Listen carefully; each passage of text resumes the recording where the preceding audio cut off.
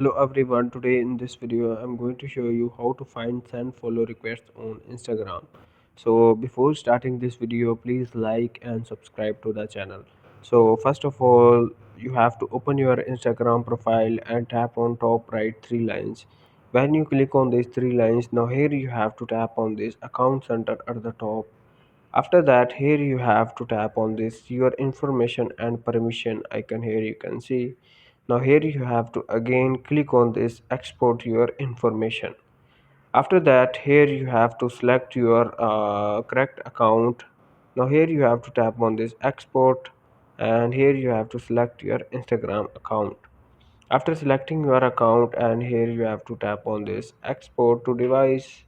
After that after that, here you have to tap on this customize information button. Here you can see, simply tap on this customize information.